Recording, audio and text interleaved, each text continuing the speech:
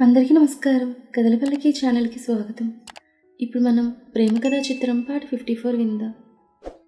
వీర్బామ ఇద్దరు అలా వెళ్ళగానే వైషు పూజారి గారి వైపు తిరిగి, నేను మీకు అని చెప్పేలోపు, నువ్వు ఆమెను చూసావా అన్నారు పూజారి.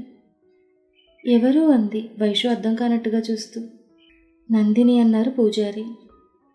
నందిని, ఈ పేరెక్కడో విన్నానే అనుకుని ఆలోచిస్తున్న వైషుని ఉద్దేశించి, నీతో మాట్లాడుతున్నా ఆ నల్లని ఆకారం పేరు నందిని అన్నారు అతను. ఆమె పేరు నందినీనా అనుకుంది వైషు. ఇద్దరి మధ్య కాసేపు మౌనం. ఆ మౌనాన్ని ఛేదిస్తూ, ఆమె గురించి మీకేమైనా తెలుసా అంది వైషు. తెలుసు తెలియదు అన్నట్టుగా చూశారు పూజారి గారు. అతని వైపు అయోమయంగా చూస్తూ, మీకు తను ఎలా చనిపోయిందో తెలుసా అంది వైషు. ఎలా చనిపోయినా అమ్మ అనుగ్రహం వల్ల మళ్ళీ తన ఈ లోకంలోకి తిరిగొచ్చిందన్నారు వెనక్కి తిరిగి అమ్మవారి వైపు చూసి. అమ్మ దయ వల్ల ఆమె ఆత్మగా మళ్ళీ ఈ లోకంలోకి తిరిగొచ్చిందా? కానీ ఎందుకు అంది ఆశ్చర్యంగా తను. ఎందుకంటే దుష్ట శిక్షణ కోసం, శిష్ట రక్షణ కోసం అన్నారాయన. అంటే అంది అర్థం కాక వైషు. కొన్ని చూస్తేనే తప్ప చెప్తే అర్థం కావన్నారాయన. అంతా బాగానే ఉంది, కానీ తను నా జీవితంలోకి రావడానికి కారణం అంది బాధగా. తను నీ జీవితంలోకి రాలేదు, నువ్వే తన పరిధిలోకి వెళ్ళావన్నారాయన.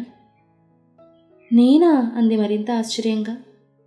అవును, తనకి నీకు, తన చావుకి నీ బ్రతుక్కి, తన పగకు నీ ప్రేమకి అన్నిటికీ సంబంధాలున్నాయన్నారు. చిన్నప్పుడు స్కూల్లో గోవింద మాస్టర్ చెప్పే లెక్కలు అర్థమయ్యి అర్థం కానట్టుగా ఉండేవి. ఇప్పుడు ఈయనగారి మాటలు కూడా అలాగే ఉన్నాయని అనుకుంటూ బేలచూపులు చూస్తోంది వైషు. వైషు వైపు చూస్తూ ఆమెకి ఏమీ అర్థం కాలేదనుకుని అర్థం చేసుకుని, సరే, నీకు నేను చెప్పేది అర్థం కాకపోయినా ఒకానొక సమయంలో అర్థమయ్యేలా చెప్పేవారు వస్తారు. అప్పటి వరకు అమ్మని భక్తితో పూజిస్తూ ప్రతిరోజు అమ్మకి పసుపు కుంకుమతో అర్చన చేసి ఆ కుంకుమను నీ భర్త చేతుల మీదుగా నీ నుదుటిని పెట్టించుకో అన్నారాయన. సరే అని తలూపి ఇంకొక సందేహం ఉంది అతని వైపు చూసి. అడుగన్నట్టుగా చూశారాయన. అది ఏం లేదు పూజారి గారు, అసలు నందిని అనేదో అడగబోతుండగా అక్కడికొచ్చిన వీర్, గుడి చాలా బాగుంది, ఎంతో నైపుణ్యంతో కట్టించారు పూజారి గారు అన్నాడు. అవును బాబు, ఒక్క నైపుణ్యంతో మాత్రమే కాదు, ఎంతో నిష్టగా అమ్మవారి గుడిని కట్టించారన్నారాయన. నిష్టగానా అన్నాడు అర్థం కాక. అవును బాబు, గుడి కట్టే క్రమంలో కట్టేవారు కట్టించేవారు కూడా నిష్టగా భక్తితో కట్టారన్నాడు. అంటూ చిన్నగా నవ్విన వీర్ వైషు వైపు చూసి, నీ దర్శనం అయిపోతే ఇక వెళ్దామా అని అడిగాడు. సరే అని పూజారి గారి వైపు చూసి వెళ్ళొస్తామని అతని కాళ్ళకి నమస్కారం చేసింది వైషు. దీర్ఘ సుమంగళీ భవాన్ని దీవించారు పూజారి గారు. ఆ దీవెన చాలనుకుని వీరితో కలిసి తమ ఊరికి ప్రయాణమైంది వైషు. బామ్మ ఇంటికి రమ్మని ఎంతగా బ్రతిమలాడినా వీరికి కోర్టు పని ఉందని త్వరగా వెళ్ళాలని చెప్పింది వైషు. నిజమే అవ్వడంతో బామ్మ కూడా ఊరుకుంది. బామ్మను వేరే కారులో పంపి వీర్ తమ కారులో రిటర్న్ బయలుదేరారు. కారులో కూర్చుని చుట్టూ పరిసరాలను చూస్తున్న వీర్ చేయి పట్టుకుని అతని భుజం మీద తలవాల్చి కళ్ళు మూసుకుంది వైషు. తన భుజం మీద ఉన్న వైషు తలపై ముద్దు పెట్టి ఆమెను ఇంకాస్త దగ్గరే తీసుకుని తను కూడా కళ్ళు మూసుకున్నాడు. కన్నా పడిపోతావు, జాగ్రత్త అంటూ బీచ్లో ఆడుకుంటున్న కొడుకు వైపే చూస్తోంది ప్రవల్లిక. తెల్లని మేనిఛాయ, అందమైన ఒత్తైన కురులు, అందమైన మోము, పెళ్ళై 5 ఏళ్ళు కొడుకున్నాడంటే ఎవ్వరూ నమ్మని అందంతో పింక్ రంగు చుడీదార్లో నిగనిగా మెరిసిపోతోందామె. ఆమె కాస్త దూరంలో ఫోన్ మాట్లాడుతూ కొడుకుని భార్యను కంటు చూస్తున్నాడు భరత్. అంతలో ఎవరితో చెంప పగిలినట్టుగా శబ్దం వినడంతో అటుగా చూశాడు. ఎర్రగా మన చెంప చెయ్యేసుకుని నిన్ను వదిలిపెట్టనన్నట్టుగా ఎర్రటి కళ్ళతో ప్రవల్లిక వైపు చూస్తున్న ఈశ్వర్ని చూడగానే మాట్లాడుతున్న ఫోన్ కట్ చేసి అటుగా వెళ్ళాడు భరత్. నన్నే కొడతావా, నీకెంత ధైర్యమే, అసలు నీకు ఈ ధైర్యం ఎవరిని చూసుకుని అన్నాడు కోపంగా ఈశ్వర్ తనకు ఎదురుగా ఉన్న ప్రవల్లికతో. నాకు ఈ ధైర్యం నా భర్తను చూసుకునంటూ తన పక్కకొచ్చిన భరత్ చేయి పట్టుకుంది తను. భరత్ని చూడగానే అతని కళ్ళు మరింత ఎర్రగా మారాయి ఈశ్వర్కి. వెంటనే పెద్దగా నవ్వుతూ, ఓహో, నువ్వు వీడి భార్యవా అన్నాడు అదోలా చూస్తూ. ఆ మాటకి Mister Eshwar, mind your words అన్నాడు భరత్. హహ, నీతో మాట్లాడడానికి కూడా నేను అంతలా ఆలోచించాలా చెప్పు?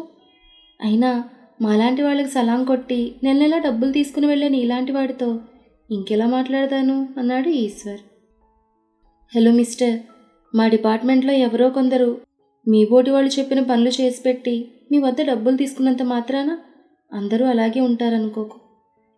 అయినా నీకు ఇక్కడ పని ఏంటి అన్నాడు భార్య భుజం చుట్టూ చేతులు వేసి ఆమెను దగ్గర తీసుకుంటూ. ఇది beach mister inspector, so public property అని ఇక్కడ నాలాంటి పబ్లిక్ ఏం చేస్తుందో నేను అదే చేస్తున్నాను అన్నాడు చాలా కూల్గా ఈశ్వర్. ఇలా పెళ్ళైన ఆడవాన్ని ఏడిపించడమేనా పని అన్నాడు భరత్ కాస్త కోపంగా. ఆ మాటకి ఈశ్వర్ పెద్దగా నవ్వుతూ మళ్ళీ కలుద్దా ఇన్స్పెక్టర్ అంటూ ప్రవల్లిక వైపు అదోలా చూస్తూ అక్కడి నుంచి వెళ్ళిపోయాడు. వెళ్తున్న ఈశ్వర్ వైపు కోపంగా చూస్తూ వాడిని ఎందుకు వదిలిపెట్టేశారు భరత్? వాడు నా చేయి పట్టుకుని నాతో అసభ్యంగా నడుచుకున్నాడంది ప్రవల్లిక. నేను వాడిని వదిలినా ఒకరు మాత్రం వాడిని వదలర్లే అనుకుంటూ ఉండగా మమ్మీ డాడీ అంటూ బావ అక్కడికి రావడంతో ఇంతవరకు అక్కడ ఏమీ జరగలేదన్నట్టుగా ఇద్దరు నార్మల్ అయిపోయి బాబుని నవ్వుతూ పలకరించారు. ఇంతలో వాళ్ళ బాబు ఏదో కావాలని అడగడంతో అటుగా కదిలారు వారు. చీకటి పడ్డంతో డిన్నర్ బయటే తినేసి ఇంటిబాట పట్టారు ముగ్గురు. కారులో కూర్చుందన్న మాటే గాని ప్రవల్లిక మనసంతా బాధగా ఉంది. కారణం భరత్ ఈశ్వర్ని ఏమీ చేయకుండా అలా వదిలేయడం.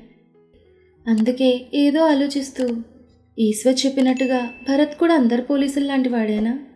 డబ్బున్న వాళ్ళ ముందు తన తల వంచుతాడా అనుకుంటుండగా అందరు పోలీసుల్లా కాదు నీ మొగుడు అన్నాడు భరత్. ఆ మాటకు ఉలిక్కిపడి డ్రైవింగ్ చేస్తున్న భరత్ వైపు చూసింది ప్రవల్లిక. ప్రవల్లిక తన వైపు చూసేసరికి ఒక పక్క డ్రైవింగ్ చేస్తూనే మరో పక్క ఆమె వైపు చూస్తూ నువ్వు అనుకున్నట్టుగా నేను వాడిని వదలలేదు, వదలను కూడా. అలాంటి బాస్టర్డ్కి ఎలాంటి శిక్ష పడాలో అలాంటి శిక్ష పడే వరకు కాస్త ఓపిపట్టన్నాడు భరత్. భర్త గురించి తనకు తెలుసు కాబట్టి చిన్నగా నిట్టూర్చి అతని భుజంపై తన తలను ఆనించి ఒడిలో పడుకున్న కొడుకు తల నిమురుతోందామె. బెడ్ మీద అటు ఇటు తొల్లుతున్న ఈశ్వర్ కోపంగా లేచి కూర్చుని చెంపపై చేయి వేసుకుని నిమురుకుంటూ నిన్ను వదిలే ప్రసక్తే లేదు, వాడిని అడ్డు తొలగించైనా సరే నిన్న పక్క మీదకి రప్పించుకుని నీ పొగరు అంచి తీరుతాననుకుంటున్నాడు ఈశ్వర్. అక్కడ భర్త గుండెల మీద ఆదమర్చి నిద్రపోతున్న ప్రవల్లిక ఒక్కసారిగా ఉలిక్కిపడి లేచి కూర్చుంది. నుదుటికి పట్టిన చెమటను తుడుచుకుంటూ ఆదమర్చి నిద్రపోతున్న భర్త వైపు ఒకసారి చూసి మీకేం జరగదు, నా తాళిబొట్టు గట్టిదనుకుంటూ గోడకు ఒక మూలగా ఉన్న దేవుడి పటానికి దండం పెట్టుకుంటూ నాకు వచ్చిన కళ నెరవేరకూడదు స్వామి అనుకుంది తన మనసులో. ఇల్లు చేరేసరికి మధ్యాహ్నం అవ్వడంతో లంచ్ చేసి కోర్టు పని మీద వెళ్ళిపోయాడు వీర్.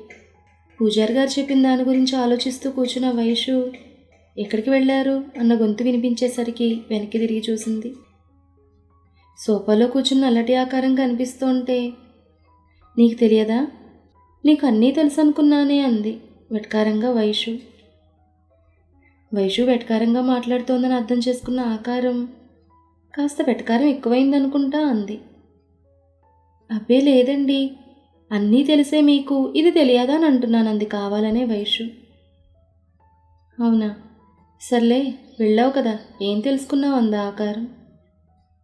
ఏముంది, నీకు ఫెవికాల్కి వీడని బంధం ఉందని తెలుసుకున్నానంది మరొక్కసారి వెటకారం నిండిన స్వరంతో. ఆ మాటకి ఆ ఆకారం వైషు వైపు కోపంగా చూసింది. ఆకారం కోపంగా చూస్తుంటే మనసులో భయంగా ఉన్నా బయటకు మాత్రం మేకపోతు గాంభీర్యం చూపిస్తూ ఇప్పుడు నేనేమన్నానని నా వైపు అలా మీ గుడ్లు లేవు కదా అంటూ పక్కున నవ్వుతూ ఫెవికాల్ ఎంత గట్టిగా వస్తువులను అంటుకుంటుందో మీరు కూడా అంతే గట్టిగా నా మొగుడిని పట్టుకుని వదలడం లేదని అర్థం. అదే కదా అన్నానంది మూతి తిప్పుతూ వైషు. ఎందుకమ్మా వైషు పోయి దెయ్యంతో పెట్టుకుంటున్నావు? నీ మొగుడా అంద ఆకారం. అఫ్కోర్స్ ఇప్పుడు వీరు నా మెళ్ళో తాళిని కట్టాడు కాబట్టి నా మొగుడేగా అంది ఆకారానికి ఇంకా కోపం తెప్పిస్తూ.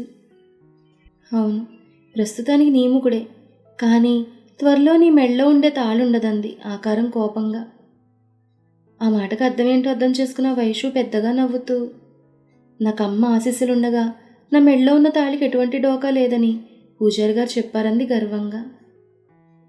హహ, అది నీ భ్రమ అందే ఆకారం. భ్రమో కర్మో, ఎవరి కర్మకి ఎవ్వరూ బాధ్యులు కారు.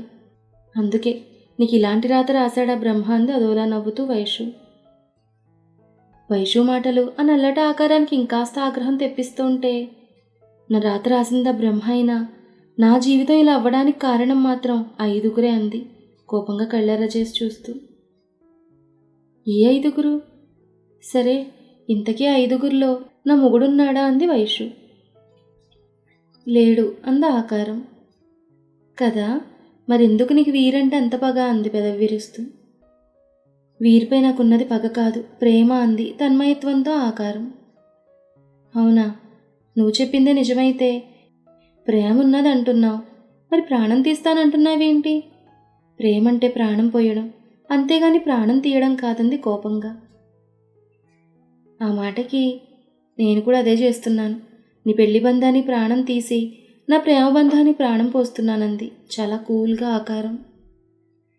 ఆ ఆకారానికి ఎంత చెప్పినా వేస్ట్ అనుకున్న వైషు అసలు మ్యాటర్లోకి వస్తూ, అది సరే, ఇంతకీ ఇందాక ఎవరో ఐదుగురు నీ జీవితాన్ని చిత్రం చేశారన్నావుగా, ఇంతగా ఐదుగురు ఎవరు, మరి ఏం చేశారు అంది నైస్గా ఆన్సర్ తెలుసుకోవడానికి ట్రై చేస్తూ. ఆ మాట వినగానే ఆ ఆకారానికి ఐదుగురు కలిసి తన జీవితాన్ని ఎలా పాడు చేశారో గుర్తు రావడంతో కళ్ళ వెంబడి నిప్పులు కక్కేస్తూ, వాళ్ళు దుర్మార్గులు, వారు చేసిన అకృత్యాన్ని నోటితో చెప్పడం ఎవరి వల్ల కాదు, వారు చేసిన అకృత్యానికి వారికి సరైన శిక్ష ఈ సమాజం కోర్టు వెయ్యకపోయినా నేను వేసి తీరుతాను, వేస్తున్నానంటూ ఏడుస్తూ అక్కడి నుంచి మాయమైపోయిందామె. ఆ ఆకారం మాయమైపోవడంతో చేతికందిన కూడా నోటికి అందకపోవడం అంటే ఇదే కామోసు. ఆమెను ఇంతలా రెచ్చగొట్టింది అసలు విషయం తెలుసుకోవడానికి, కానీ అదే జరగలేదనుకుని హుషూర్ అనుకుంటూ బెడ్ మీద వెనక్కి వాలి కళ్ళు మూసుకుని నందిని గురించి ఎలా తెలుసుకోవాలి, వీరిని అడిగితే అనుకుంది ఆలోచిస్తూ. బాబుని స్కూల్ నుంచి పికప్ చేసుకోవాలని వెళ్ళిన ప్రవల్లికకు బాబు ఇప్పుడు తన కోసం ఎదురు చూస్తూ ఉండే ప్లేస్లో కనిపించలేదు. బాబు కనపడకపోయేసరికి భయంగా వాడి కోసం చుట్టూ వెతుకుతుంటే మమ్మీ అంటూ నవ్వుతూ బాబు పిలిచిన పిలుపు వినపడేసరికి అటుగా చూసింది. మెర్సిడెస్ కార్ బ్యానెట్ మీద కూర్చుని ఐస్ క్రీమ్ తింటూ కనిపించాడు బాబు. బాబుని చూడగానే ప్రాణం లేచొచ్చినట్టుగా అనిపించిన ప్రవల్లిక అటుగా పరుగున వెళ్ళి, ఇక్కడున్నావేంటి, అయినా నీకు ఎన్నిసార్లు చెప్పాను ఐస్ క్రీమ్ తినొద్దని, అది సరే, ఇంతకీ ఐస్ క్రీమ్ని కొనిచ్చిందెవరు అంది ఆత్రంగా. ఆ అంకుల్ అన్నాడు పక్కనే నిలబడున్న వ్యక్తిని చూపిస్తూ బాబు. అటుగా చూసిన ప్రవళిక కళ్ళు ఎర్రబడ్డాయి. తనకు కాస్త సమీపంలో నిలబడి తన వైపు ఆశగా చూస్తున్న ఈశ్వర వైపు చూసిన ప్రవళిక కోపంగా బాబు చేతిలో ఉన్న ఐస్ క్రీమ్ కింద పడేసి వాడిని కార్ బ్యానెట్ మీద నుండి కిందకి దింపి, ఎవరు పడితే వాళ్ళు ఏది పడితే అది కొనిస్తే వాడిని తీసుకోకూడదని చెప్పానా అంది కోపంగా. తల్లి చేసిన పనికి ఏడుస్తూ ఐస్ క్రీమ్ అని మారం చేస్తున్నాడు బాబు. ఐస్ క్రీము లేదు, ఏమీ లేదు, 10ంటికి అంటూ వాడిని లాక్కుని అక్కడి నుండి తన స్కూటీ వైపు నడిచింది ప్రవల్లిక.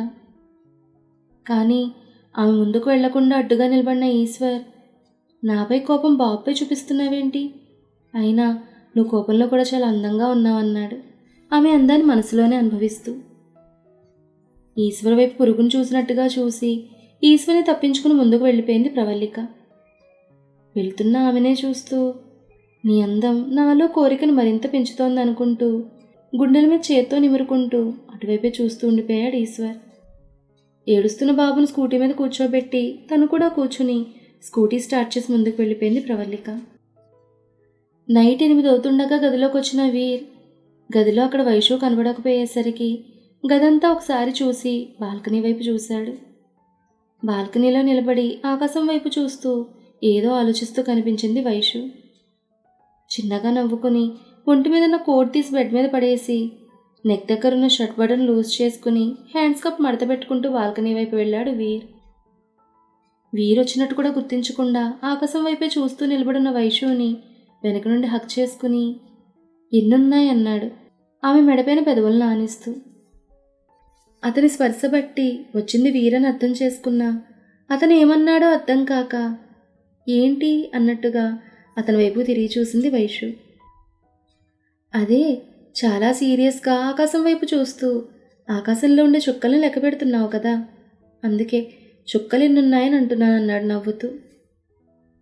వీర్ నవ్వినప్పుడు అతడి బుగ్గల్లో పడే సొట్టంటే తనకి చాలా ఇష్టం. అందుకే ఆ డింపుల్స్ వైపు అలాగే చూస్తున్న వైషు ముఖాన్ని 2 చేతుల్లోకి తీసుకుని ఆమె ఎర్రటి పెదవులను అందుకోబోతూ ఉండగా గదిలో ఏదో అలికిడయ్యేసరికి వీరికి దూరంగా జరిగింది. తను దూరంగా జరిగిన వైషుని మళ్ళీ దగ్గరికి తీసుకుని ఇలా చంపకే నన్ను అంటూ ఆమె పెదవులను అందుకున్నాడు వీర్. మొదట నెమ్మదిగా మొదలైన కొద్ది క్షణాల్లోనే గాఢంగా మారిందా ముద్దు. ఊపిరి తీసుకోవడం కష్టంగా మారడంతో వీరిని అతి కష్టమే దూరంగా నెట్టి వేగంగా ఊపిరి తీసుకుంటోంది వైషు.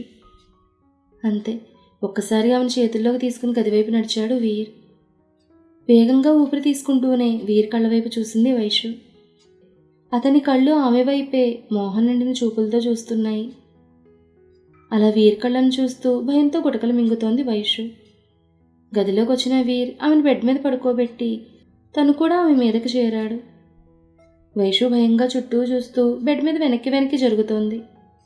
వెనక్కి జరుగుతున్న ఆమె నడుము పట్టుకుని తన కిందకు లాక్కొని ఆమె శరీరం మొత్తాన్ని తన శరీరంతో చుట్టేస్తూ ఒంటి మీద ఉన్న బయటను దూరం చేశాడు వీర్. బయట దూరం అవ్వగానే ఒక్కసారిగా భయం స్థానంలో సిగ్గొచ్చి చేరింది తనకి. అందుకే ఎర్రగా మన్న బుగ్గలను అతనికి కనపడనివ్వకుండా ముఖాన్ని పక్కకు తిప్పుకొని చేతులతో బయటుండాల్సిన స్థానాన్ని కప్పుకుంది.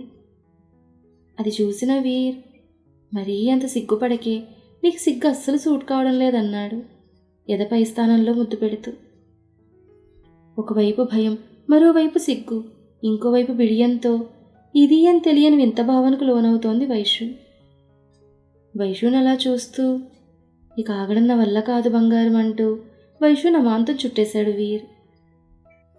వీరి శరీరం మొత్తం తన శరీరాన్ని చుట్టేయడంతో అతని ఉచ్ఛ్వాస నిశ్వాసలు తన మెడను తాకుతుంటే ఆమె గుండె వేగం పెరుగుతోంది.